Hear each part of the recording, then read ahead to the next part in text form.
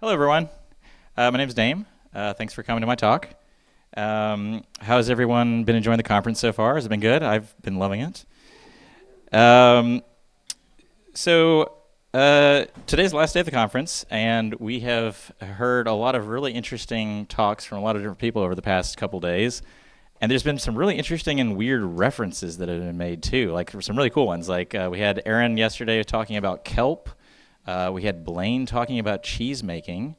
And then we had Lawrence talking about K-pop and the K-pop fandom. I just love that all these references happened at this conference so far. It especially makes me feel good because it makes what I'm about to talk about seem not quite as crazy.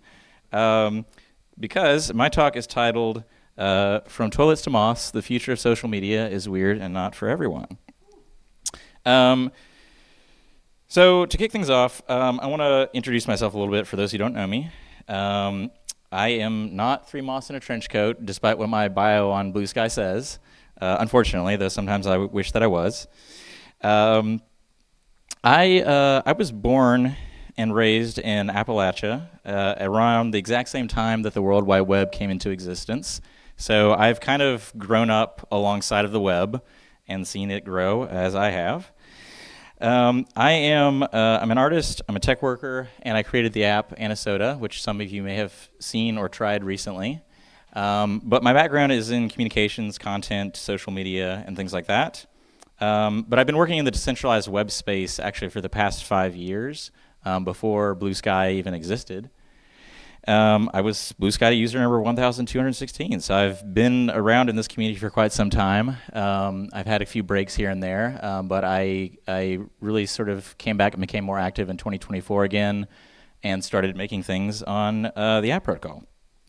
But as a result of my personal interests and professional obligations, I have been relatively chronically online for various stretches of my life.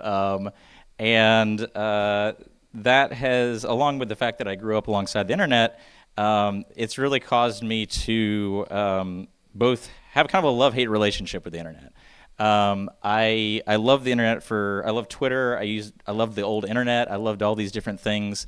But it's also been hard to watch how they've impacted my life, both good and bad. And it's also been hard watching Twitter die. It's been hard watching so many things happen to so many of these apps and websites that we love and sort of continually getting worse and worse in a lot of ways.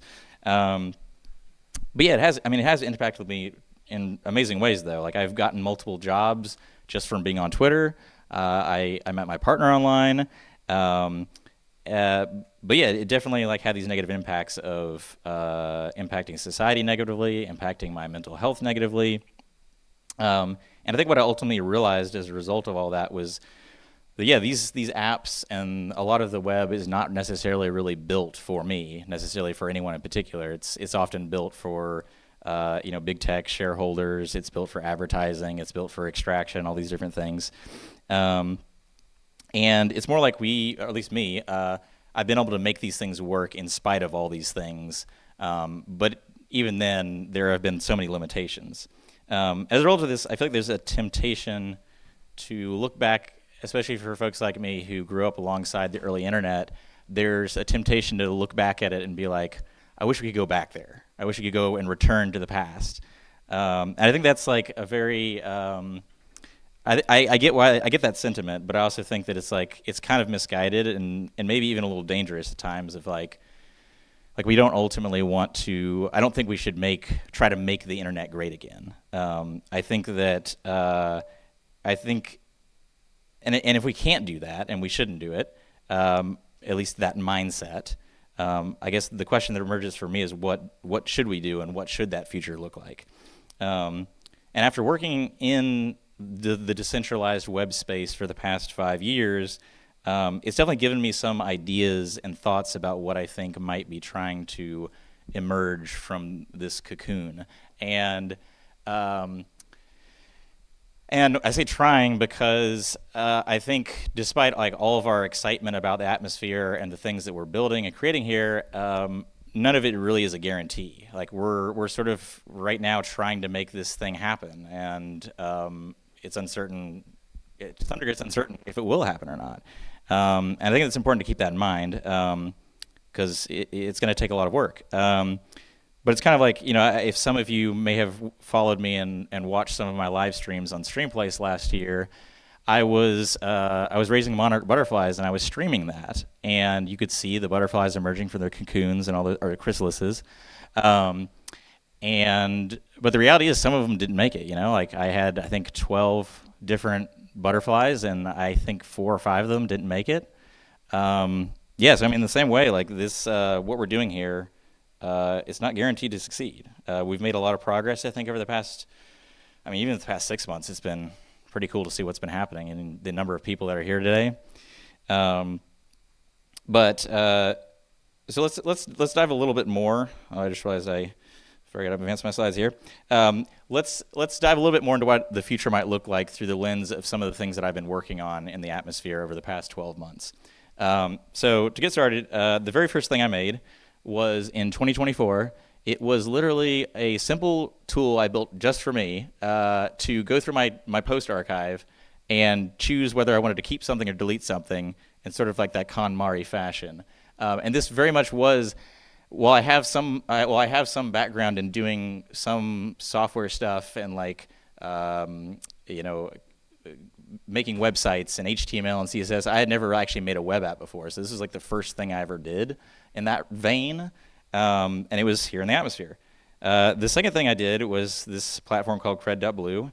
It was kind of a weird, fun experiment in understanding the data model of the app protocol better, understanding what was possible, just like testing things and seeing what would happen. And it was just a way to create a social score based on someone's profile. So that was the second thing I made. The next thing I made was this more of an art project and creative thing. It was a dynamic avatar that runs off of my iPhone, and what happens is every day, every hour, my avatar automatically updates to match the sort of the way the sky gradient looks wherever I am in my local time. So if you've seen my avatar on the feed and you've seen that it changes colors, that's exactly what it's doing. It's been doing that now for, I guess, over a year. It's been running nonstop right off my iPhone. And then after that, I made this weird thing called flushes. This happened about a year ago, right around, I think, exactly coinciding with last year's conference. It was basically an experiment to try to figure out, one, how do I make an app view? I've never made an app view. I don't even really know what an app view is. So it was going one step further and learning more about the app protocol, and honestly asking this question of, what can you easily make a new social network or a social platform really easily, and how quickly can you do that? And this was made in 2 days, and it went kind of viral within the Atmosphere community, and people started posting and using it a bunch the first few days. It was just interesting to see what happened there, but it taught me a lot about I guess what was possible. And then after that, I decided to move on to something a bit more serious. I wanted to start creating more serious projects in the atmosphere, and I thought, what better way to do that than create some sort of umbrella brand which I can funnel all my projects through. So I made something even more serious. I made an App Potato mascot, which is this little guy. I designed him and put him all over the place. There's lots of stickers. I'm sure you've seen some out in the, there's probably lots more out there if you want one. And this is just this is kind of what I feel like sometimes is as an artist or a communicator in more technical spaces, I feel a little out of my depth. But finally, I just want to move on to the last thing, sort of the most recent thing that I've made and I've been working on a lot, is this app called Anasoda, which is, it started as a Bluesky client, a very unique Bluesky client. I call it a new, more peaceful social interface that helps you be offline more and online better. And Anasoda was really asking the questions of what social media could look like if I tried rethinking things from the ground up from a more artsy, creative perspective. And it all started literally, I guess I had this idea, a little over a year ago. I posted this on Bluesky. I said, we need an extremely weird and avant-garde Bluesky client, and I think I'm going to have to build it myself. So when I started working on it, I started brainstorming ideas and wondering what direction could I take this in, and what should I call it, and all these different things. And I started looking to other areas of my life for inspiration, and one of those areas was my more recent interest in going mothing and learning about moths. So during the warmer months, I've started going out into my yard and other places and taking lights and cameras with me and creating these light traps that moths will be attracted to at night. It usually ranges from starting at like 10 p.m. and going into like 3 a.m. at night. But I'll set up my cameras and all that kind of stuff and document them and just learn about moths. And now I've seen so many different types of moths just in my backyard. It's really incredible to see the range and diversity of what you can see in your backyard. So from there, I started thinking, what could I name my app? And I really started honing in on moths. And this is the Anisota moth. This is an oakworm moth by its more common name. And this particular photo is a photo I took. This is a moth that showed up on my front door one day. I woke up, I went outside, and this was on my door. I'd never seen one before. It has these two little white dots, and it's very orange. It's very cute and fuzzy. I just fell in love with it. It's probably my favorite moth now. And so I was like, that's it. That's what I'm going to call the app. And so I started really going deep into moths and learning all about them and all these different things. And this is what Anisota looks like, the app. This is the interface for it. It's a very different kind of client. This is all Bluesky data, though. This is pulling in from people's Bluesky accounts. These are posts from Bluesky. But what you're looking at here in particular is this is what someone's profile looks like in Anisota. Anisota is taking away the idea of infinite scrolling feeds. You don't really scroll through posts in Anisota. It's a card deck that you swipe through, and you look at posts one by one. What you're seeing right here is this is a profile page, and the first card at the very top of the deck is representative of the person's profile. And then as you swipe, you see posts one by one from that person based on recency and things like that. Other cool things about Anisota, you actually can discover moths in the app as you're browsing and swiping through posts. You'll randomly discover a new moth, and these moths and moth data and images are pulled in via the iNaturalist API, which is, I use iNaturalist when I started going mothing. I would start cataloging all the moths that I found using iNaturalist, and I thought what better way to introduce that more into the app than using their free open API, and it's really easy and incredible to use. Other interesting things about Anisota that make it a little bit different are a variety of different features. Like we now have this forest map. Every time going into Anisota and browsing your social media feed, it's an expedition to a forest, and it maps out your expedition. You'll see points on this topographic map with a fog of war, and you'll see moments where you've discovered moths or pick up items or things like that. We have waypoints, which is this feature that I concocted as more and more Bluesky clients and apps and atmosphere things started emerging. People wanted ways to be able to hop between them. So in Anisota, you can quickly tap at the corner of a top of a card and jump into that post and see it on Bluesky or Black Sky or Red Dwarf or any of these other clients. Notifications are really great in Anisota. There's lots of cool features like batching notifications, highlights, filters, all sorts of things like that makes them more digestible. There's a cool onboarding experience now that sets sort of a tone and does some storytelling and grants you some initial items to use in your journey if you choose the story mode of the app. And this is an example of what posts look like. So on the left, you have a post in Bluesky, and then on the right, you have the exact same post, but in Anisota. Bluesky obviously is a more traditional Twitter-style client. It has a lot of things going on here. It's got lots of icons, lots of numbers, and it's within the context of a feed of tons of other posts as you're scrolling and scrolling and scrolling. Whereas Anisota, it's a bit more minimal. And then in the bottom right, instead of engagement metric numbers, there is a rarity card that is similar. It takes inspiration from like trading cards that have rarity icons. It basically is just a calculation or like a simple algorithm that abstracts all the engagement metrics and displays them as a rarity icon that you can familiarize yourself with. So you can start getting a sense for how engaged a post is without actually having to like see all that data and numbers right there in front of you. But you can hover over the rarity icon and see the actual numbers or flip the card on the back. You can flip cards over to see more things like those engagements or details. And then the last thing we did at the end of last year was sort of like a Spotify rap type experience within Anisota using the sort of Anisota theme. that basically recaps people's year on Bluesky. It pulls in, they can search their account, it pulls in all their data, and it creates these, cool visualizations and analysis. It shows you like the top words that you used that year, top connections or the people that you engage with the most, things like that. I think and when it initially launched and was shared, it ended up being used, I think, by like 50,000 unique people. It was really cool to see it spreading around the community. So yeah, these are some of the things that I've been working on and making in the atmosphere, and they've taught me a lot. And I think there's some ideas and themes that emerged that I want to share and talk about that are basically lessons of what I think potentially might happen in the future, or is already happening. Let's see, let me scroll down through my notes. So first of all, the future is decentralized, right? Do we think that's true? So I've been working in the open web, like I said, for around 5 years now, and when I got here, that was the theme, is decentralization is the answer. This is the key. This is the thing we're trying to do here. And it makes sense initially, and I still believe that it's somewhat true, but I also think that it's a little misleading.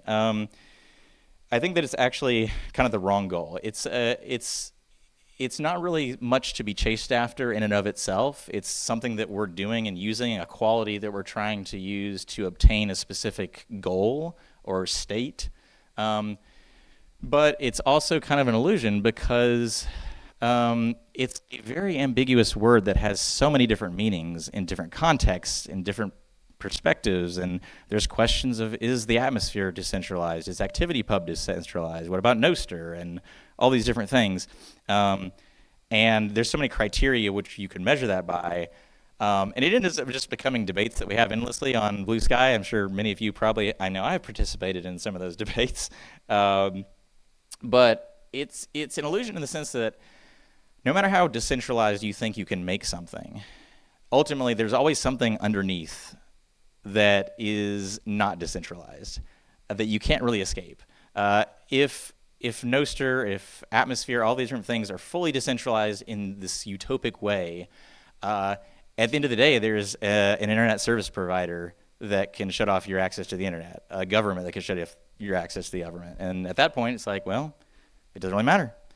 But also, there's a tendency with decentralization to think that, I can separate myself from everyone else. I can become independent. I can control things. I can do what I want. I can, all these different things. But ultimately, it's we tend to forget just how, or even aware of just how interconnected everything really is. There's this great term by a Vietnamese Buddhist monk named Thich Nhat Hanh. He coined this term interbeing, and it's really about this idea of focusing and trying to better understand and be aware of just how our existence is so intertwined with everything else, everyone else, and it's just not really actually possible to separate ourselves fully. So I like to keep that in mind, and I think that it can potentially help us refocus to maybe some going beyond decentralization. Maybe we don't want to lose that phrase completely, but what a lot of people are trying to ask when they're thinking about these things, and users are asking or feeling, is these questions of can I leave this thing? Can I build something here? Can I make this my own? And I think words and concepts like interoperability, autonomy, and malleability are actually a lot more helpful potentially, because there's lots of ways that you can achieve those things. And malleability specifically is one I really love. And it's funny because as I was preparing this talk, I of course had no idea what Jay was going to announce just yesterday, or what she was planning, but it does really fit into what I had planned to talk about. There's this really great essay by Ink and Switch that they released, I forget, maybe sometime last year, called Malleable Software. And I love this essay. It's very long, but it has some great quotes like this one. The original promise of personal computing was a new kind of clay, a malleable material that users could reshape at will. But instead, we got appliances built far away, sealed, and unchangeable. And for me, this really resonates, and this makes me feel like, yeah, this is an apt description of what happened.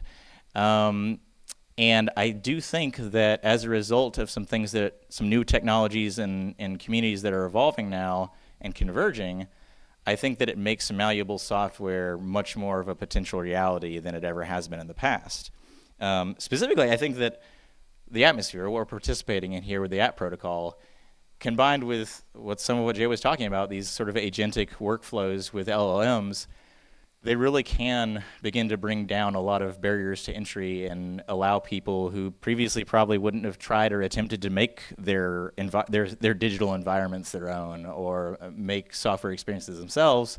It makes it it makes it a lot more possible. The atmosphere gives people like a foundation that they can easily take and build upon. It gives you a social graph. It gives you pre-existing content. It gives you identities that you don't have to rebuild from scratch. It's what makes something like flushes possible that I could do in two days. Another great quote from that essay that I want to highlight is this one. It says, "Everyone deserves the right to evolve their digital environments. It's an important way to fulfill our creative potential and maintain a sense of agency in a world that is increasingly defined in code." And I think this is really what I've been trying to do, and what I think the atmosphere has helped enable me to do is it's allowed someone like me who does not have necessarily the resources, the ability to create an entirely new social network myself, but it allows me to engage with that digital environment in a way that feels more at home to me or fits better with my own needs and style. This brings me to like the second point I want to talk about, which is this idea that I have of the client being the content. And I'm sure many of you understand this reference, which is a remix of a quote by Marshall McLuhan back in the 60s with his book, The Medium is the Message. And to tie this a little bit back into Moths, Moths are interesting for a lot of reasons, but they're very different, obviously, from many other creatures, and even, obviously, humans. Moths have, compound eyes that I think range from anywhere from like 200 to 220,000 facets. Their antennae are incredibly sensitive. They can detect chemicals and things within the air, and they help them fly. They have hearing organs, which are kind of like ears, but not quite like ears, but they can detect like ultrasonic frequencies. So they have these like sensory organs that allow them to experience the world in a unique way. And there's this term called, I think it's pronounced Umwelt. It's based on a German word, I believe. But it means the specific way in which organisms of a particular species perceive and experience the world, shaped by the capabilities of their sensory organs and perceptual systems. So I think that this is very apt for what we're experiencing now in this era of malleable software that is coming into existence. Because previously in the old era of social media, we had things like Facebook, which was one user interface designed in Silicon Valley by tech giants and things like this, serving billions of people all over the world from different communities and contexts with different needs and wants and desires. And it was basically kind of forcing them to experience the digital world in this one particular way. And then I think a good example of this is going back to this is there's two different ways that you can view data, or there's not just two, these are just two examples of ways you can view data, the same underlying data. And I think what I ultimately think and hope and I think is going to happen is potentially we might see, again, to draw it back to Moths and the animal kingdom, is potentially a world in which there are so many different types of clients that maybe they're forks of one client and they go off in one direction and they're very similar. The Anasoda moth has, I think there's like 7 or 8 different species of Anasoda moths that all have slightly different variations. So, you have forks of the Bluesky client now that people can easily fork it and change it to be different colors or add new features that aren't in the official client and things like this. So I think we could easily see a world in which you could almost like have a taxonomy of client interfaces for the atmosphere. And in the same way, like, again, moths and butterflies are within the same order. It's the order of Lepidoptera. And moths, there are like 180,000 known species of moths, but only like around 20,000 known species of butterflies. And even within all those different things, there's just an incredible diversity. Like, these are all photos that I took in my yard. And it is, I don't know, it's very stunning to see the differences. But all this comes back to like this idea of, yes, Facebook is one social client designed in a very particular way, trying to serve 3 billion people, and I don't think that makes sense and isn't very healthy. But with things like Anasoda and other clients that are popping up, the goal for these things, and at least for me when I'm designing Anasoda, is to make it not for everyone, but to make it for a very particular type of person. Anasoda is definitely not for everyone. Like, there's lots of people that love what I'm doing and love, the thing that I've made, but might not necessarily even use it themselves. And that's fine. Like, I know that's going to be the case, and I didn't, design it for everyone, and that's the case. Same could be true of if some of y'all heard Maria's talk. She was talking about Leah, which is the client that she and Eugene are making for researchers, and it's incredibly different. It's not a client that I would use every day, but it's specific to their community with features that they need and want that other major apps would not even do. And this really leads sort of to like one of my final points, which is abandoning the idea of one size fits all software, especially in contrast to Elon Musk's vision of the everything app, one app that does everything for everyone. I think it was several months ago I posted on Bluesky something to the effect of like, we don't need an everything app, and the atmosphere can be an everything ecosystem. And so like that's kind of like the thing that has attracted me to the ecosystem, and is my hope for like what this whole thing could become if we're able to make it work. To close it off, there's some interesting parallels, one of which is just this idea that moths are attracted to light, and people actually aren't really quite certain why that is. There are like theories about why moths are attracted to lights, but there's no strong conclusions necessarily about that. And now humans somehow are also attracted to these weird screens and lights that are drawing us in and we spend hours in front of, and when we don't really know quite what they're doing to us. Like we've only been doing this for like 20 years, which is not very long whatsoever when you think about the grand scheme of things.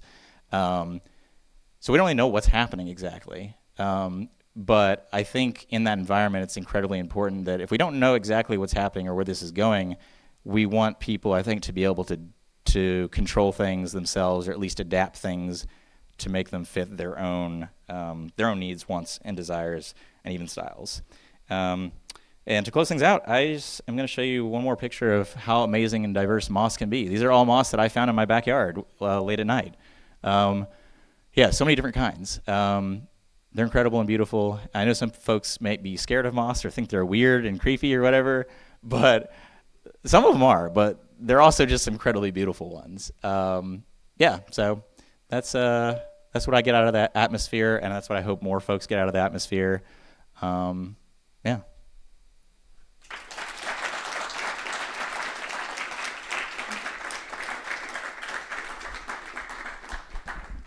Thank you so much, Dame.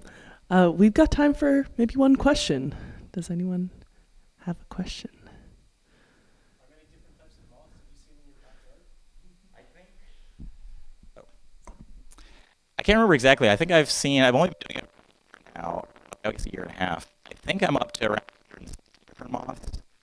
But I've heard there are mothers that can see up to 1,000, and depending on your location. So I'm going to be doing it from here on out and seeing how far we can go. Follow-up question, did you see any moths here in Vancouver? Not yet.